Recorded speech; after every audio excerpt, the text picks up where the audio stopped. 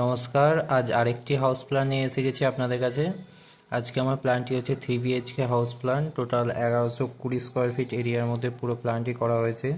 3টি বেডরুমের চমৎকার একটি 3 BHK হাউস প্ল্যান। দেখুন, আশা করছি আপনাদেরও ভালো লাগবে। খুবই সুন্দর প্ল্যান। যারা 3টি বেডরুম করতে চাইছেন অবশ্যই দেখবেন, এবং যদি ভালো লেগে থাকে তো আমার চ্যানেলটি সাবস্ক্রাইব করে দেবেন এবং লাইক শেয়ার কমেন্ট করবেন। তো চলুন দেখে নিই আজকে প্ল্যানটি। আচ্ছা, আমরা এন্ট্রিটা রেখেছি এখানে সিঁড়ির নিচে দিয়ে আমরা এন্ট্রিটা রেখেছি। সিঁড়ি এন্ট্রি ঢোকা যাচ্ছে এখানে, আর সিঁড়ি আপ উঠে যাচ্ছে ছাদে যাওয়ার জন্য, এইদিকে উঠে যাচ্ছে ছাদে যাওয়ার জন্য। আর এই সাইডটা দিয়ে আমরা চলে আসছি মেন ডাইনিং প্লাস হল এরিয়াতে। এখানটা একটি বড় সাইজের ডাইনিং প্লাস হল দেওয়া হয়েছে।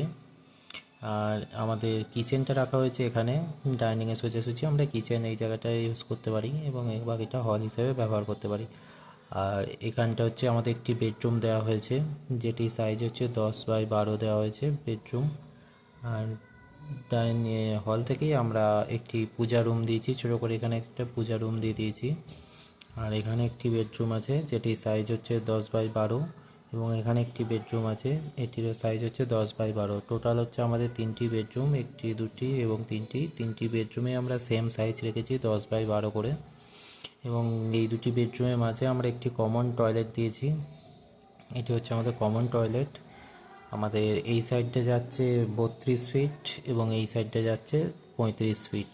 টোটাল হচ্ছে 1120 স্কোয়ার ফিট এরিয়ার মধ্যে পুরো প্ল্যানটি কভার করা হয়েছে।